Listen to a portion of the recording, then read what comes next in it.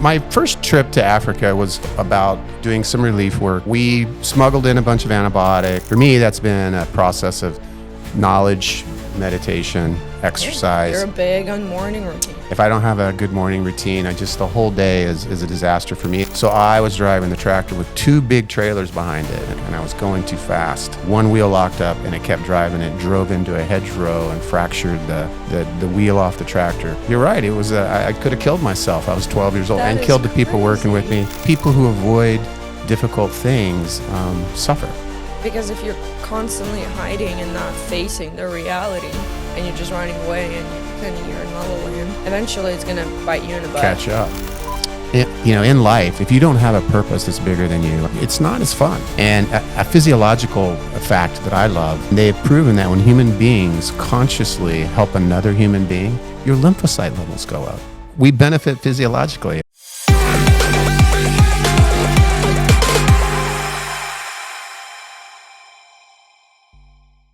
Welcome to Bending Over Backwards with James Adkins. I'm your host, Dr. James Adkins, where each week we take a deep dive into what it takes to break through barriers and change the game, whether that's in medicine, business, or life. Today, I have a very special guest, Alina, who works with me. Hello. Hello. Good morning. Good morning. Sorry I was late today. No, you're fine. Okay. You've interviewed a lot of people, but nobody interviewed you.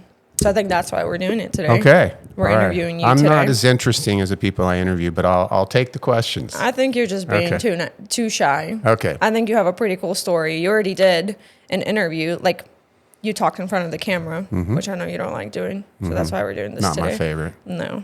Thanks. Getting more used to it. It's really hard to sit and talk in front of the camera.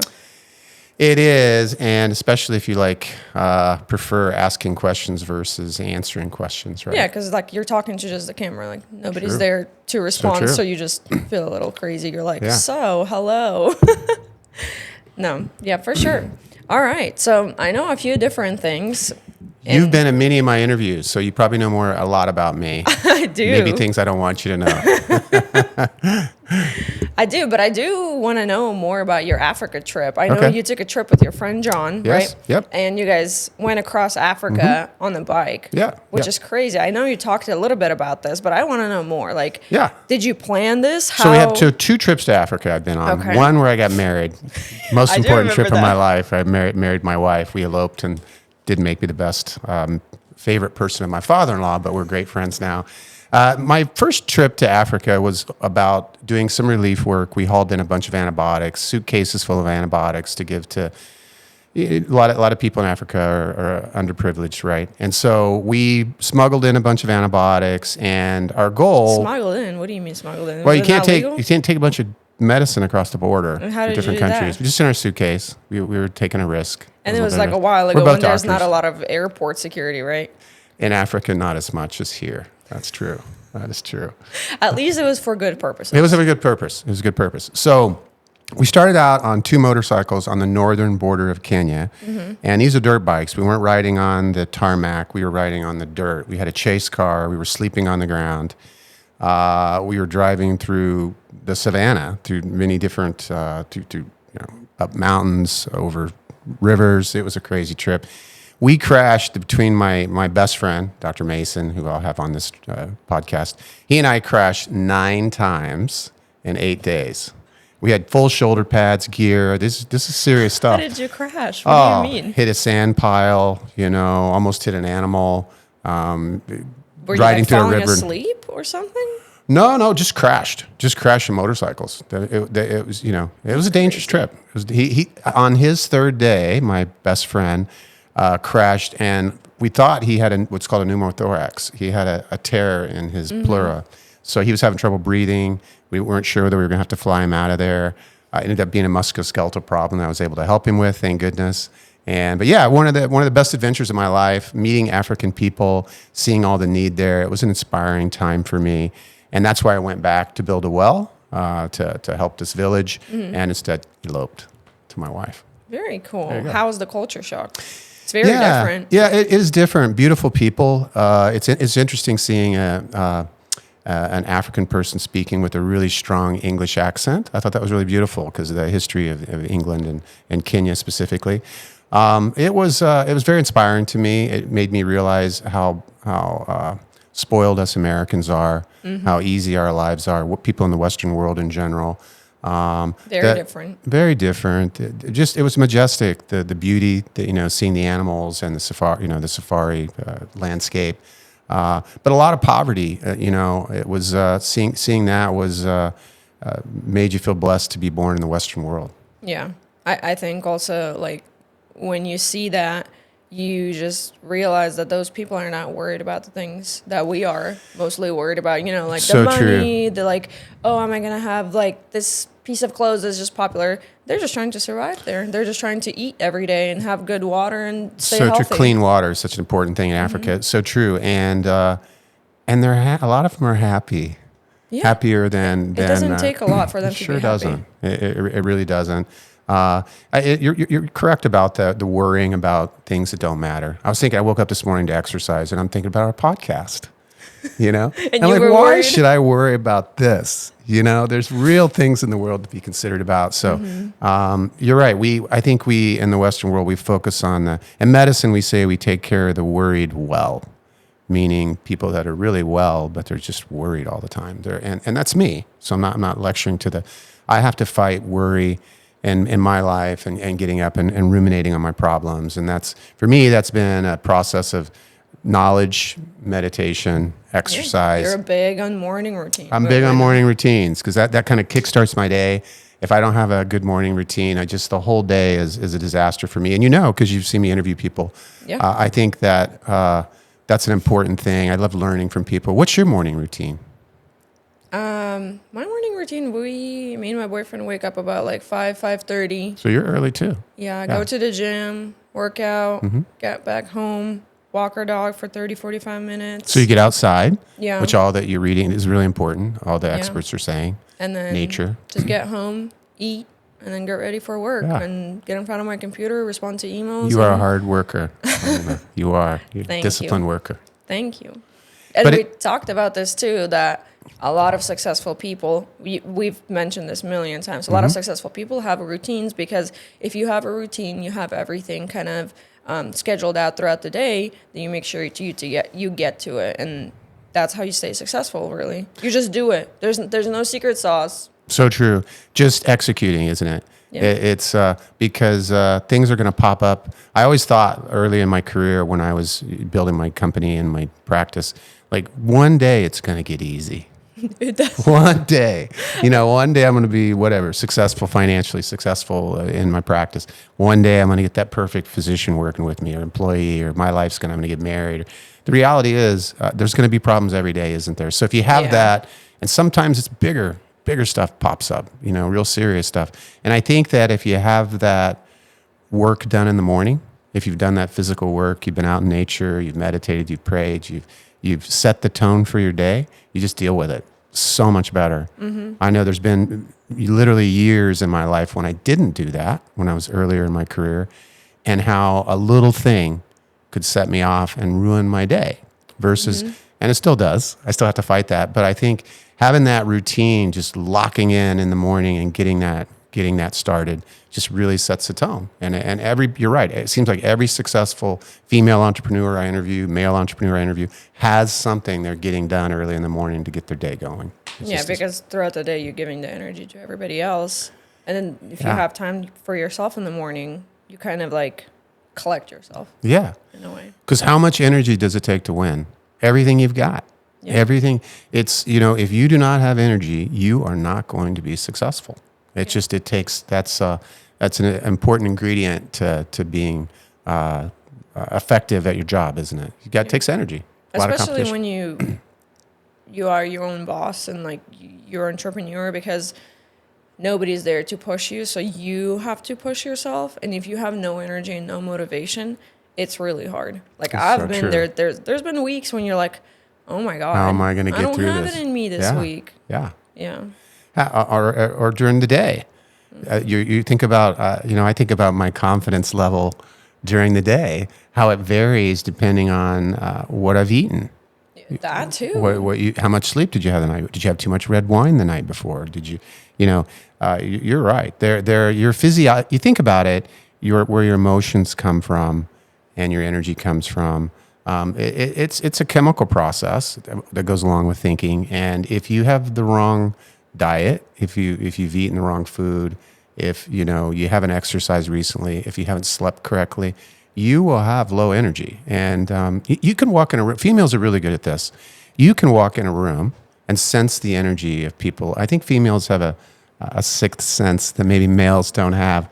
And my wife will tell me this, and I bet you've had this experience where you can walk in a room without talking to anyone, and within a matter of a few seconds, you can feel something's wrong with that person over there. You know why? Because I think men are more logical and women are more emotional. So when you have more emotions, you read more emotions. So I think that's why. Then that's why women see through many people. Are you saying women have more emotions than men? I feel like naturally women are more emotional and men are more logical.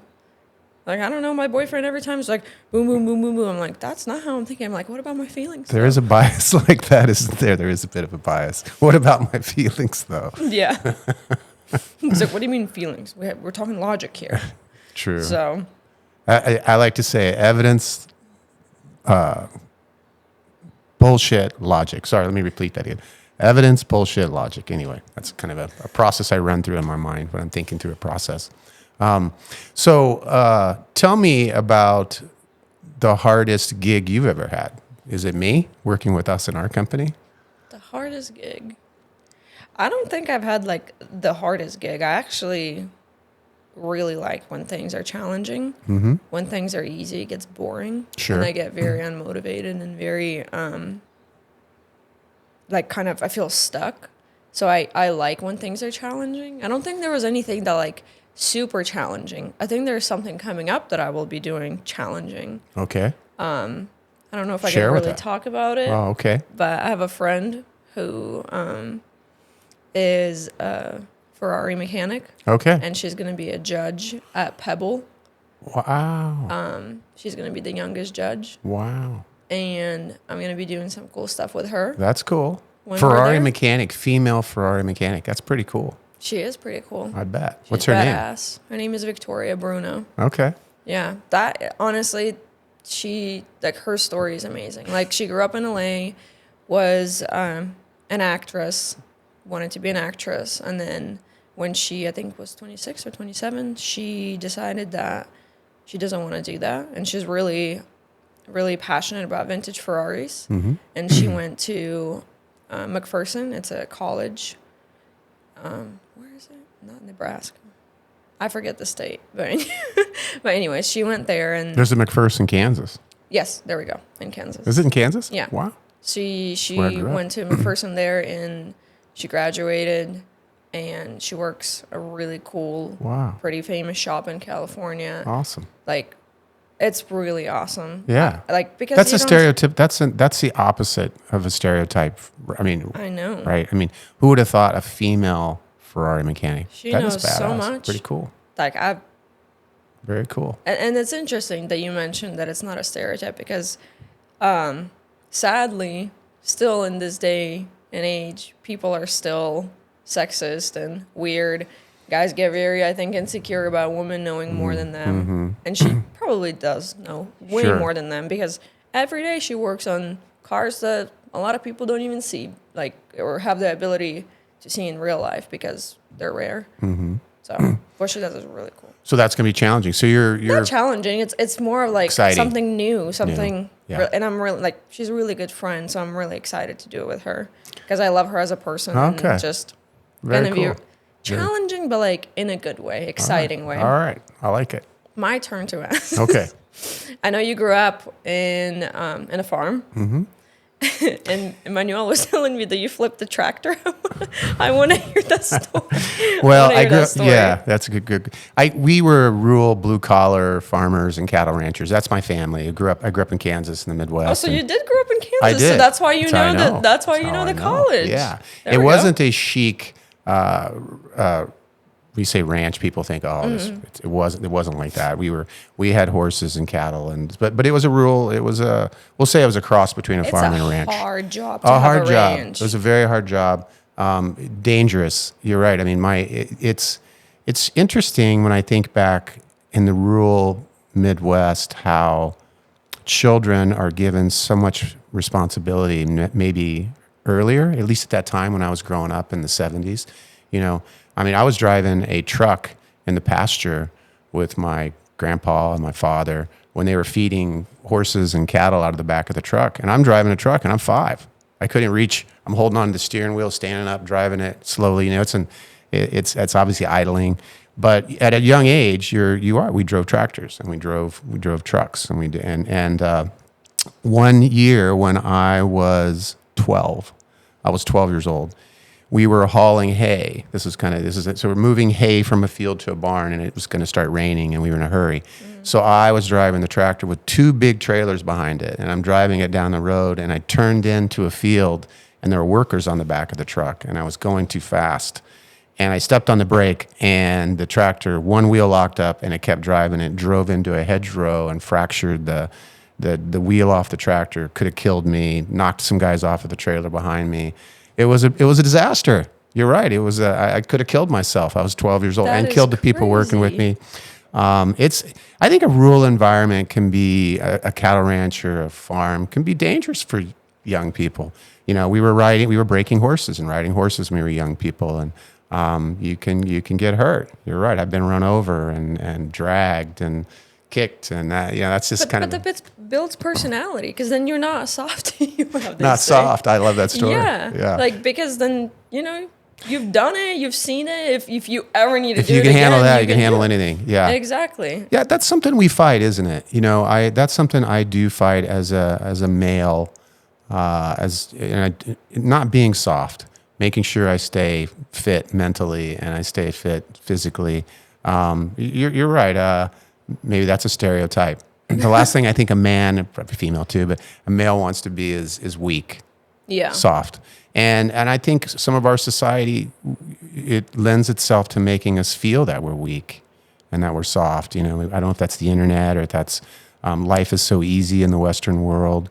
You know, these neuroscientists talk a lot about how there are areas of the brain that if you do difficult things, if you make yourself do difficult things, these areas of the brain grow. And they then allow you to handle difficult things, right? Like a cold plunge. When you put yourself in an uncomfortable situation. So true. I try to do this. Do you do that frequently? We had a membership, and I used to do it quite often, but it's a little far off out of the way. But yeah, I love cold plunges. Yeah. It feels so great. It's like invigorating. Zen. It's invigorating. Yeah, and then what I like about it, I think it like helped me develop a mindset of every time I do something challenging, it makes me like better. So I try to challenge myself to do things that are uncomfortable, I don't want to do, or like out of my comfort zone in a way of like, I would never do that. Yeah. I see results, and then the next thing is not as scary. So once you've faced the dragon, it gets easier. I concur with that. I think I spent a fair amount of my life trying to avoid discomfort, and I think human beings sometimes try to. Yeah, but it's not good for you. I think I agree with you 100%. If you get more confident, you do, and you get tougher, not soft, because you've overcome those things. And I think people who avoid difficult things suffer.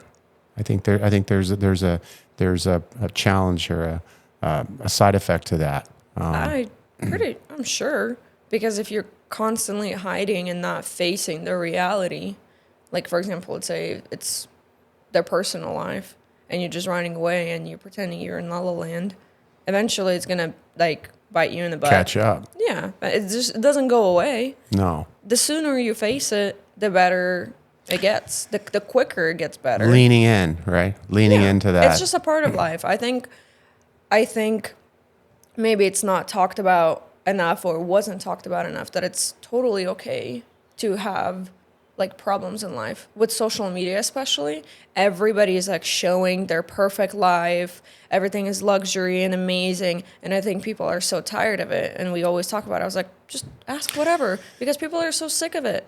because So it's not true. relatable. Nobody's just true. waking up Looking perfect beautiful. with makeup, already with curly, Yeah. like, you know, like, There's no beauty screens on this.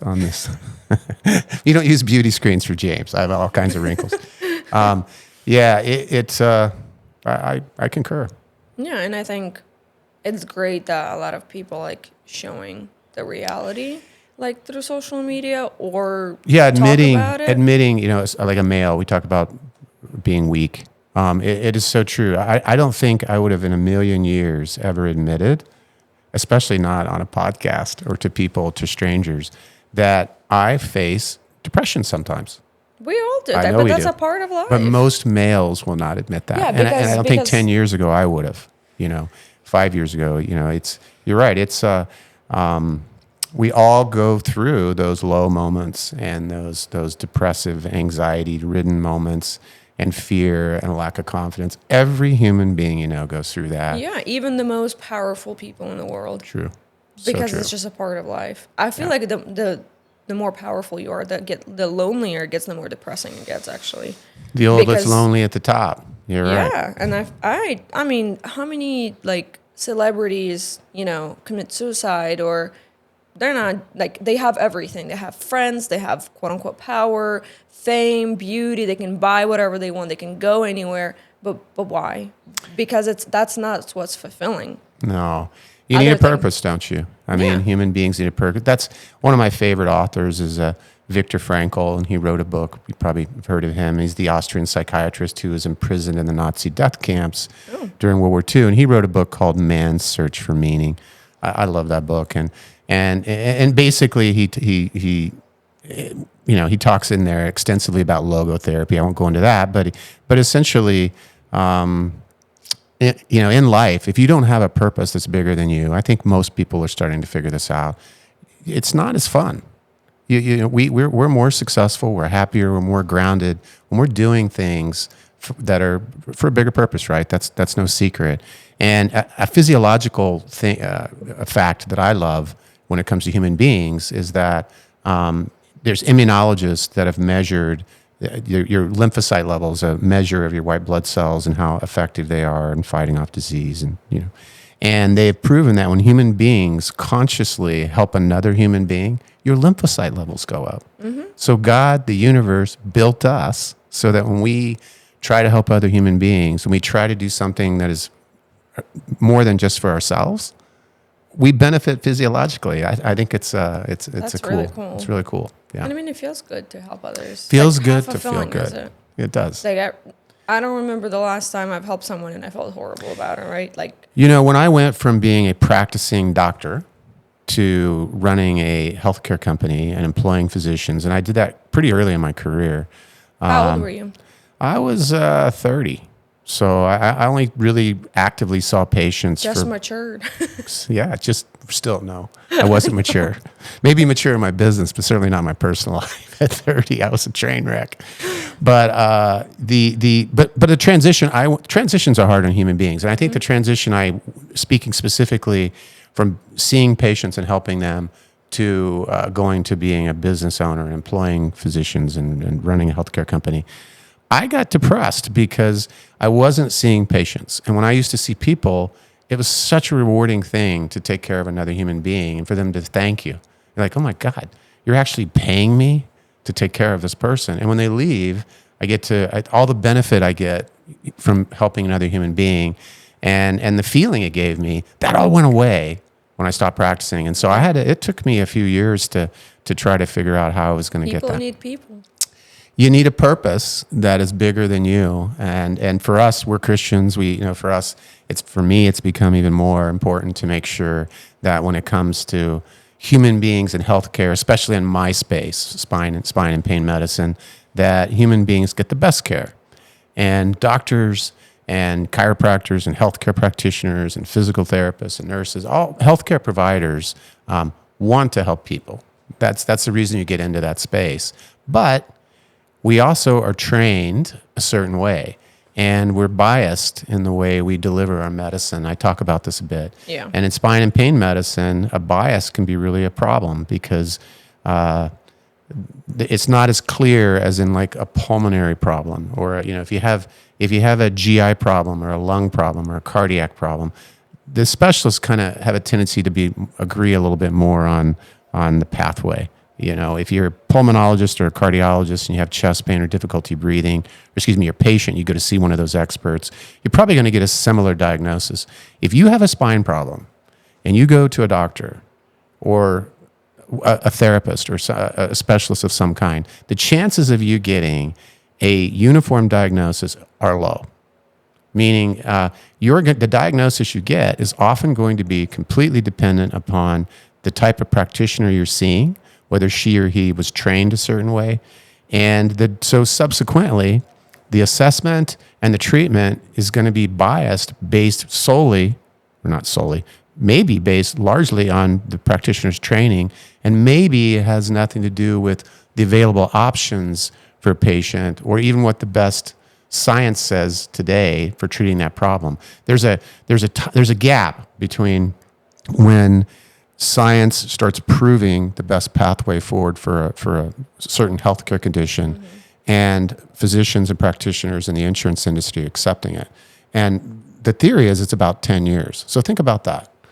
You're a patient, you've got a problem. We found out something 10 years ago that could benefit you, but you just happened to be in the wrong town or seeing the wrong doctor or the wrong therapist. And so you get that old way of treatment when there's a better way.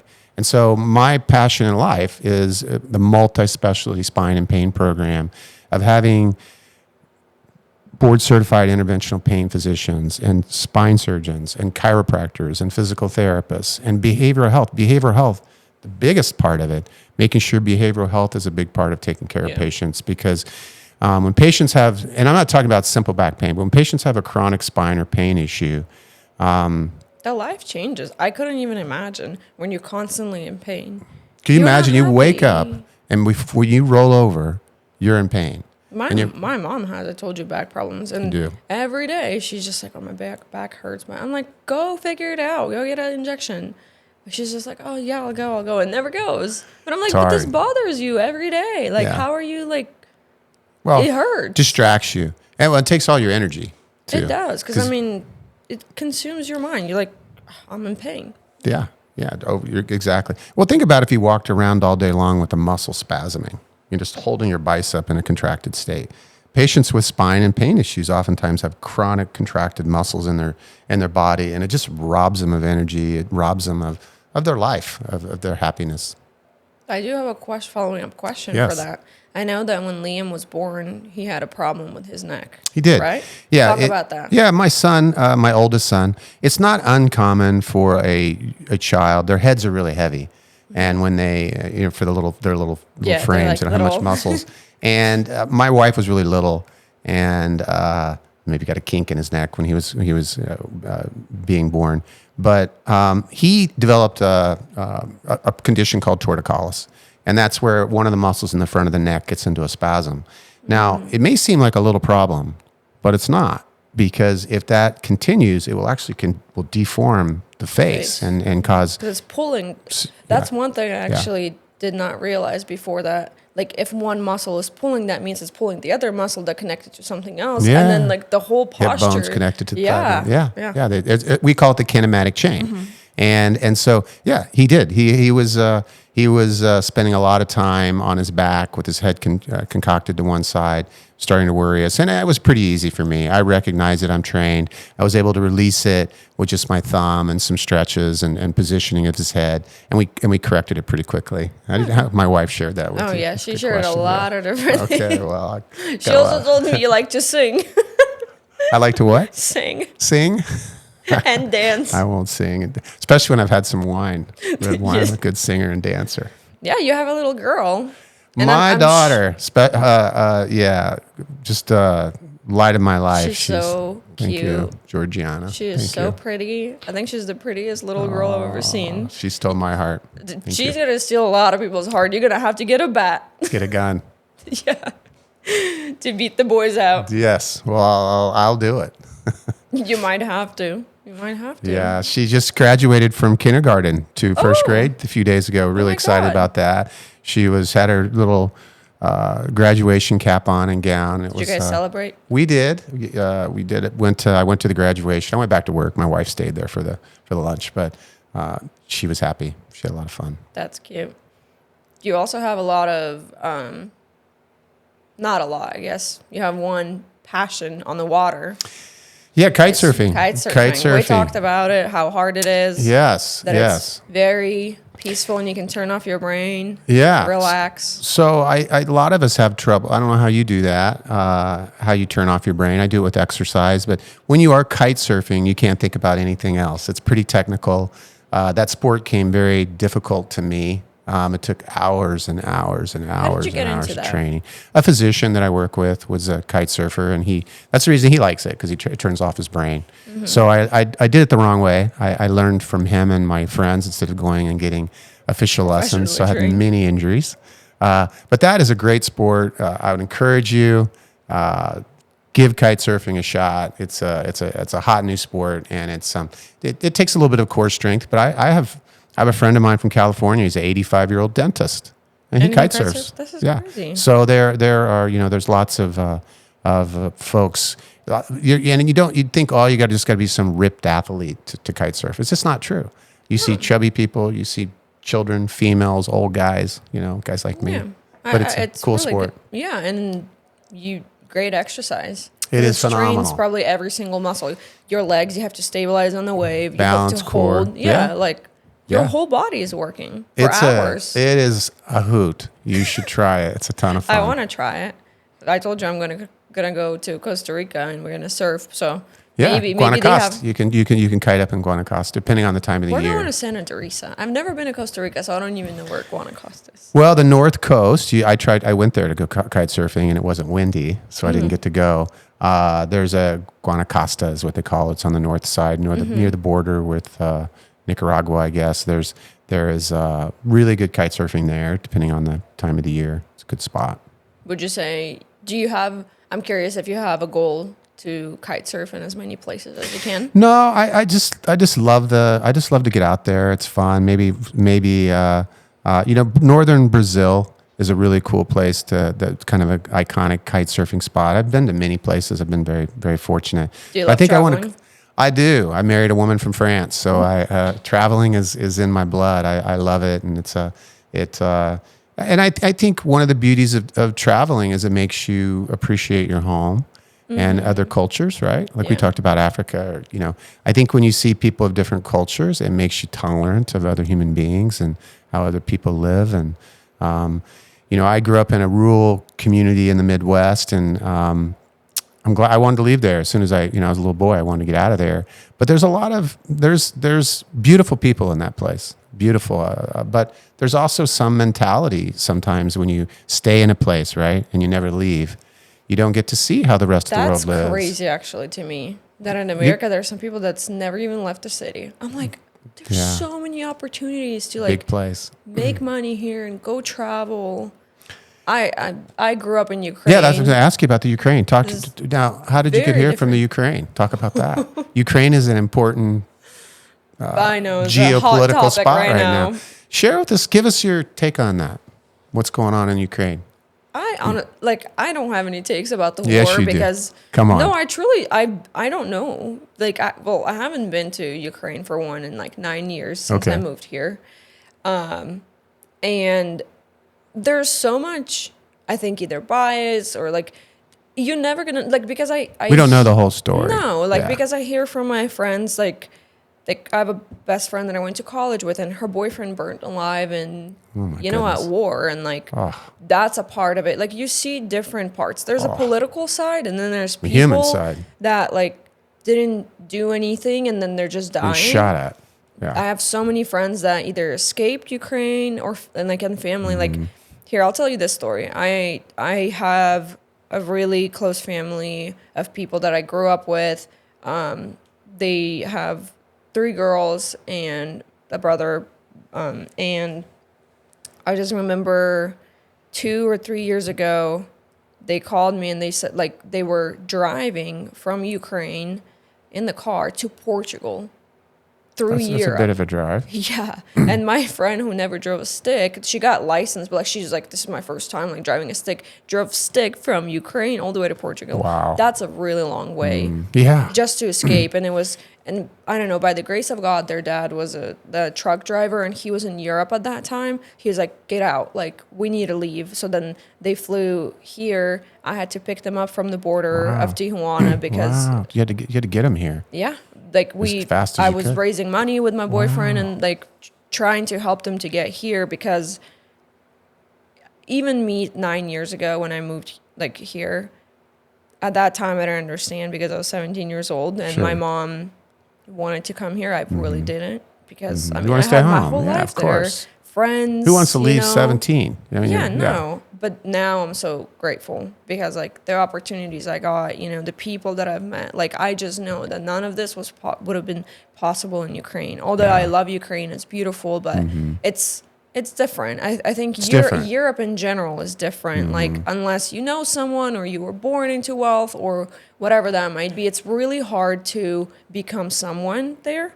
As to here, there's no limits. I And love think that's- that. I love what you just said. I know that in my soul. And I married a European, so we argue about this quite a bit. We have some arm wrestling matches, but I know in my soul that anyone, that's not maybe fair, most people in this country can have a shot at really improving their lot. Not everyone. Absolutely. Not everyone. Everybody isn't born into the right environment, and we all have, you know, and that's the world over.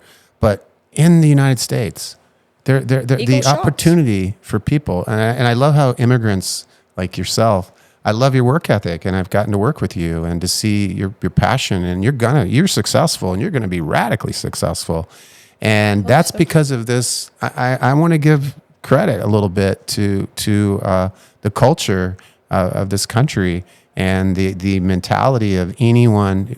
It doesn't matter who your parents were.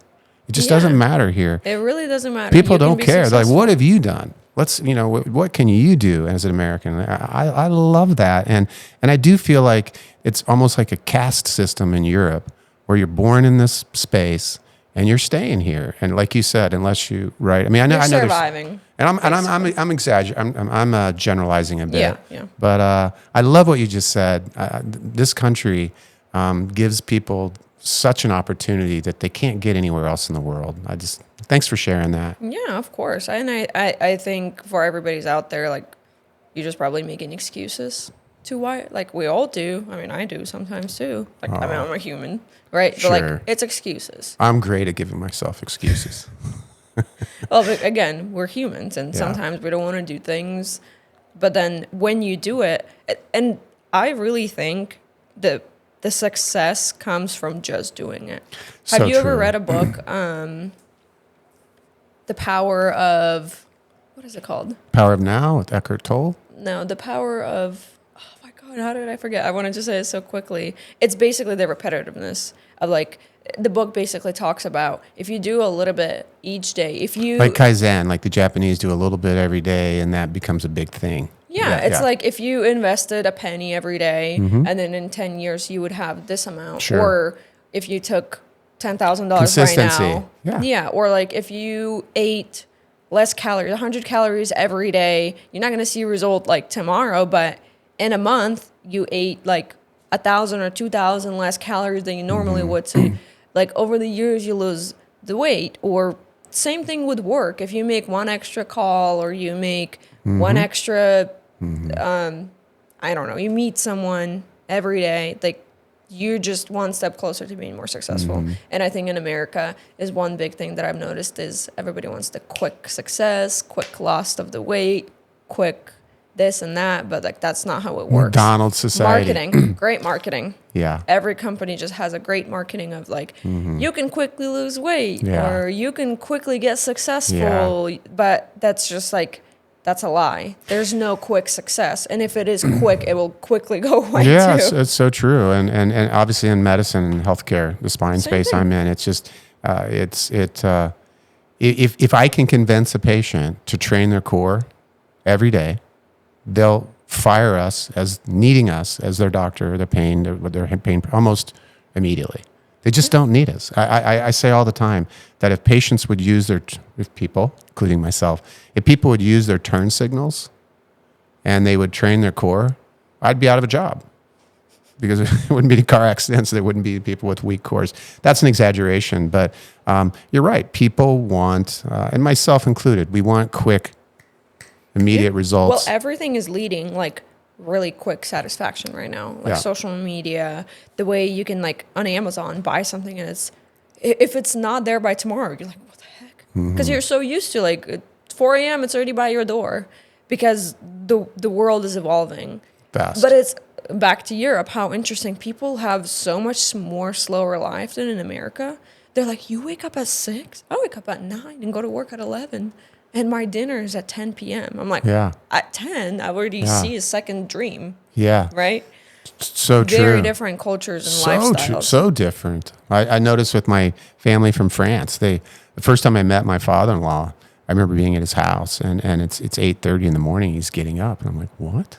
Now, this guy's radically successful and he's such an incredible human being. But I'm like, what's he doing? I was starting to judge him. Like, what's he doing? Sleep until 8:30? Yeah. Like my famous line is, nobody gets ahead by getting out of bed late in the morning. You know, you have to get up early, right? Successful people get up, but it's different. It's culturally different, and I'm obviously the old guy that goes to bed at 8:30 too.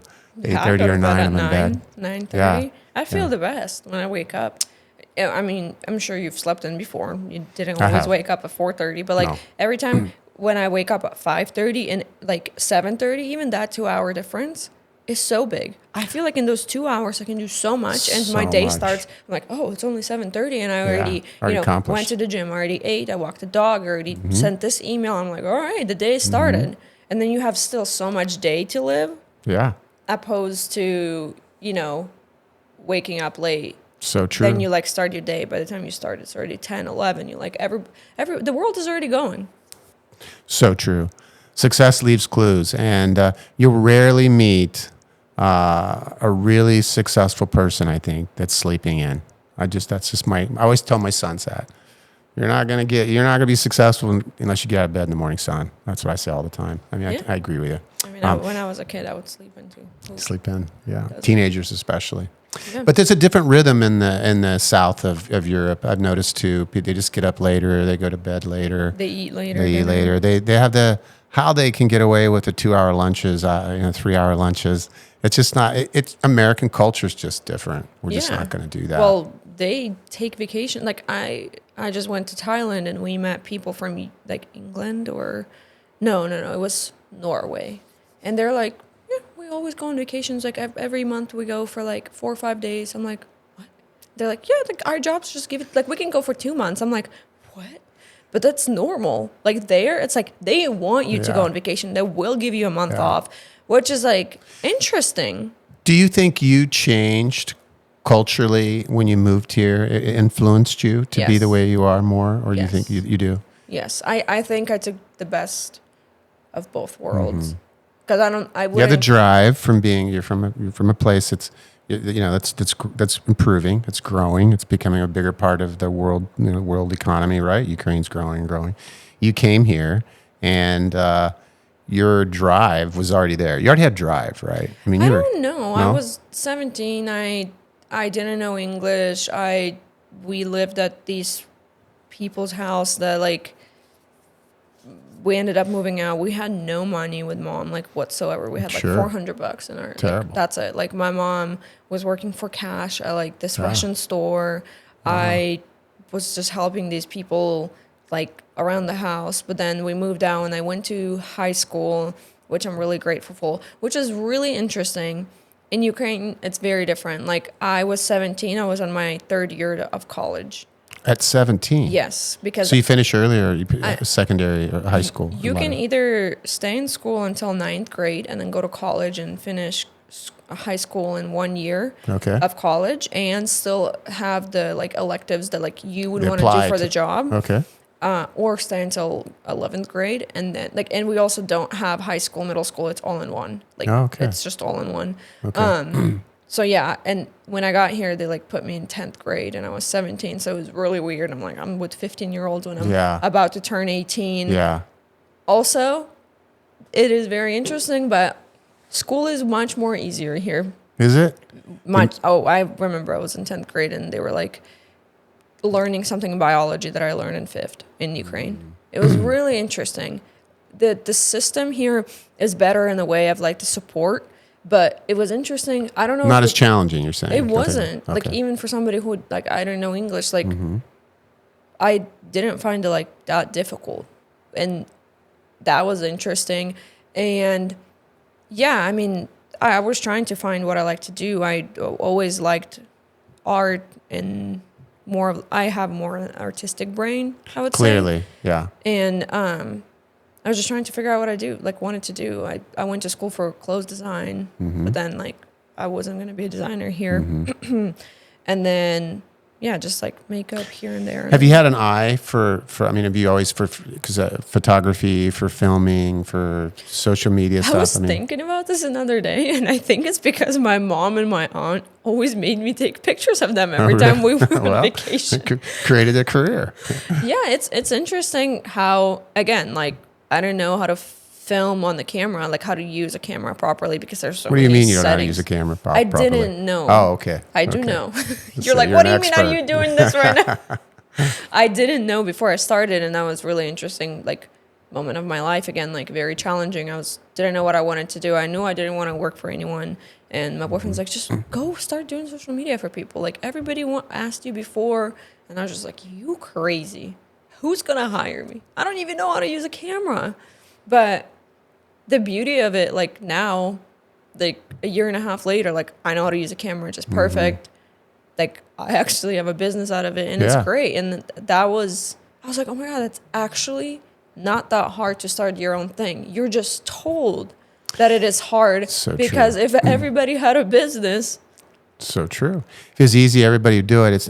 It's taken that step, isn't it? Yeah. I love. There's a book I read recently by an author. Her name's Mel Robbins. She's pretty popular on New York Times bestseller list now. But she wrote a book called The 5-Second Rule.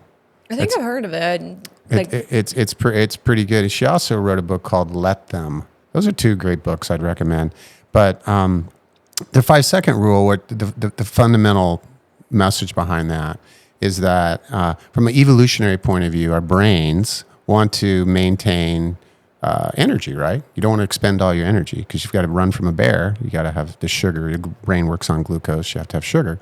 And so if you perceive there's a difficult task you have to do, whatever it is, if you give your brain 5 seconds, it will talk you out of it. It's rather interesting. And why? So Because it's trying to preserve energy to keep you, so you can run away from the bear. Why would you waste your energy doing something, So that's probably from an evolutionary point of view. So when you have a difficult task, like I tell my wife and my children and myself all the time, like I want to do my planks or I have to do pull-ups or I've got to run sprint, something that's hard physically or mentally, do it immediately. Do it immediately. Because your brain will talk you out of it. It's rather interesting. we find excuses. Like, we find excuses. Oh, I actually have to go do this. Yeah, it's amazing what your brain can think up in a matter of to keep you from doing something. So, yeah, the 5-second rule. That's a good one. That's a good I need book. to read it. And I remembered the book that I was talking about, The Compound Effect. The Compound. Yes. It's another Yes. good New York. That's actually where I bought it. I bought it in New York. New York. I was walking. Is that where you first came when you moved to the States? No, Washington State. Washington State. I Okay. wish it was New York. Well, you're radically successful. You're doing great stuff. Thank you. Yeah. Awesome. What other questions you got for me? Let me see. I think the rest were. Oh, here we go. We're on the topic of books. Okay. Emmanuel said that you used to read only business books, but you recently got into fiction. What got you into fiction? Yeah. And what kind of fiction do you read? Yeah. So nothing inspiring. I don't know. I like the espionage stuff. That probably not mystery novels, more espionage and that type of stuff. I'm not really. You can tell I don't really know the genre that well. Just read what you like. But really, for me, is my life's been a journey of self-improvement, and so I've been reading. I've read every self-help book you can imagine. I've from the time I was like 20. When are you 'Cause I writing need your a lot own? of self-help. I think I still got a lot more to learn. But here's what I learned. I used to read nonfiction. I'll call it nonfiction, self-help, nonfiction, science, whatever, educational. And I would read those books right before I went to bed. When I first got married, I'm reading a book about how to improve my business or how to improve my discipline, and then I would get ready to go to sleep, and I started thinking about all the problems I have. I'm like, why am I asleep? Is it so fitful? And because I'm thinking, you have to. We're reading Your about brain sleep is hygiene, learning. right? Yeah, and so reading fiction. Actually, a physician I worked with taught me this too. He's like, if I read fiction right before I go to bed, it just puts me to sleep. And my wife, I watched her doing that. So yes, I read fiction now. Just for a matter of minutes probably, and it puts me to sleep. I don't read fiction during the day. Like I'm not going to be I'm not going to spend my time reading fiction novels. It's just I'm always going to read nonfiction and trying to educate myself. Yeah, But yeah, before I for go to sure. bed, fiction's great. If you're on a vacation, on the Yeah, plane, it just turns up again another place to like turn off your brain and relax. it does, And it's healthy. It is healthy. I think if you're gonna read only self-help, talk about work, like it becomes unhealthy. You have to know how to balance and separate to let your brain rest, so then you can come back stronger and better with new ideas, fresh. Yeah. Because if you don't let your brain rest and you constantly think about work, you're just gonna get drained and So true. like burnt out. So how do you kick in that creative side, working on that creative side of your brain, which will, for me, that's the thing I'm having to work on now is what can I do to the creative side to try to turn off the left side of my brain more of the, it's an interesting challenge. Yeah. And I guess I should start painting. I was just gonna say, Painting. and it is actually very therapeutic. Do you do that? Do you do this? Well, I went to college for it. Like I went to college for clothes design, so I painted and drawing. Textiles. Okay. So like, the It's not- camera was an easy transition because Sure. all it is about what's in the frame and how it's positioned. That's true. Same That's true. thing. Okay. Just you have to make sure that the colors and everything is good. Yeah, yeah. I used to do it a lot. Awesome. Well, you're doing great work for me. Thank you for what you're doing for me. Thank you I for love hearing your having me story. work with you. Yeah, I love your story. I think I want to do this again because I want the world wants to know about Ukraine. In this place. I think Americans want to know more It's about so it. interesting because I don't think before war people knew where Ukraine was. No, People thought it's Russia. Like the amount of times I'd be like, I'm from Ukraine. They're like, is that in Russia? is that I'm one of like, the Baltic states? no, Yeah. the Ukraine is a separate country. It used to be together in USSR, but like nobody knew. And the war happened, and everybody knows where Ukraine is now. Well, us Americans, our geography is so strong. I mean, there's a lot of countries. This isn't the that I center don't of the know. universe. Well, I honestly, I'd like you to dig into that more because I think people want to know more about what's going on. Sure, we can. I mean, I don't know much about the political side of things. The I everyday don't life, keep the up. people, though. That's what people want to know about, I think. Yeah. How far did you? So one last question before we wrap up here.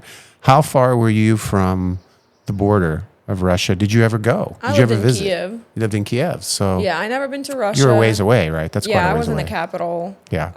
How far is that? Like 500 miles from the border? 300 miles?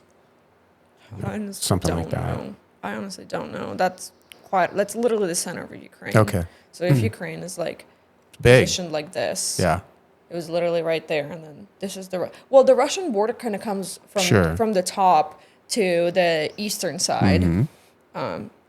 and it goes all the way to the south side, so Mm-hmm. northeast and like south, right? Okay. I never been there, but I remember actually when the first quote unquote war started. I was still in school before I went to college because that's when our previous president just took a bunch of money because Ukraine really wanted to go to the NATO. European, NATO or European, The EU. EU, and a lot of people were protesting, and then at that time there was a president that basically like picked up all his money and dipped to Russia, left to Russia, and there's a big I remember people were getting killed and all of that, and of course. So you were there when that was starting. So you were already starting. But that was between like the president army and the Ukrainians, and then it sparked it with Russia on the eastern side, And that's when the war So was it started. internal a really conflict? long- Is that what you're saying? It was more of internal? and I Okay. think it all. Maybe I'm wrong. Like I said, I'm not Fomented by Russia. I remember reading about this. And that's when the war was started to happen as well. So that's been going on for way more than 3 years. The war started a really long time ago. Okay. But it was just kind of contaminated to the eastern side. It was Okay. just right there and on some of the borders. And then it oh my God, I remember when the war first started, I didn't believe it. It was kind of crazy. I remember falling asleep and my boyfriend wakes me up hey, Kiev just got bombed. And I was just You were what? still there. No. Oh, you were here. Yeah. I was Yeah, oh okay. my God, that's crazy. I felt guilty that I'm here and not there because Interesting. I remember we went to New York to have fun and I'm watching Mm-hmm. my friends and my friends are calling me hiding in subways. Yeah. That was That's really crazy tough. stuff. I felt very guilty for enjoying life and having fun when all of my friends and family are scared if they're going to survive or not. That So makes that sense. was the interesting side of things. And I like I said, I don't know much about political stuff, and I honestly don't care. I care about the people Yeah. because there's so many people that are dying that had nothing to do with Nothing. this, Yeah. and that's the saddest part to me. Yeah, I don't understand the geopolitical stuff, and I'm not too interested in it either. We can't do anything about it. But you're right; it's the human beings who just want to go to the store and just want to take their kids to school and just want people to have just living their lives, and then a bomb hits an apartment complex you live in. It's pretty tragic. I mean, I don't think any of us Could here imagine. can even begin to Yeah. understand that. And I think what frustrates me is when people are Ukrainians will send them money. And yes, I could see how that could be frustrating, especially when stuff is not getting done in your country. Mm-hmm. But what gets me is you've never been in that position. Yeah. If you were getting bombed at, or your friends and family were dying, or your father and your son and your brother are going to war, you would want help too. Yes. And I'm not saying we have Everyone. to, send money to everyone, whatever, but just put yourself in that position before you say anything, because I don't even know how would that be, even though I have family there that I talk to every day, and I've seen friends hide and heard all these stories, but I couldn't even comprehend what it's like to walk down the street and then seeing the bombs. Nobody's been Nobody in that can. position. So it's so easy to say all of these things and why are we helping, or being so hateful. I'm instead of doing that, why don't you just pray for those people? So Pray for the true. country and make Pray sure, for 'em. So like- true. or spread the awareness, because you're not living. This is not your reality. It's theirs It's their reality. So true. The judgment of about things we really have no knowledge about. Yeah. That's something to. I mean, the concept, like you said, that we can sit here and talk about it. You've lived there. Your family's there. But the concept of trying to understand getting shot at, or bomb blowing up, or going to bed at night. Your children. I mean, Yeah. I have 3 children. To go to bed and then a bomb blows up. It's You it's can't. beyond. You couldn't imagine that. No. That's just it's a movie, right? We need to get it over, though. I want it to Hopefully. stop. Me Whatever we too. can do to stop the war. I would love to go visit again, Yeah, but I let's don't go want to home. go right now. No, no. I'm scared. And I also don't want to see Ukraine like that. I don't want that to be my first impression after not being there for so long. Makes That's sense. another. You want to see it the way you remember it. Yeah. More positive. And I want to bring my boyfriend with me. Yeah. For him to see, Yeah. and not for Well, him maybe to we'll see get to bombs. see it with you. See Hopefully. Ukraine. Excellent. Awesome. Hey, thank you so much for today Yeah. and spending the time with me today. I really appreciate you. it. And getting to know a little bit more about you. Alina, And getting 'cause- to know more about you. Excellent. I hope today's episode helps you understand Ukraine, understand what's going on in the world a little bit more, the feelings of those people, and it helps you stand taller in your own shoes. Thank you. Thanks. That's Appreciate great. it. That was good. That was really good.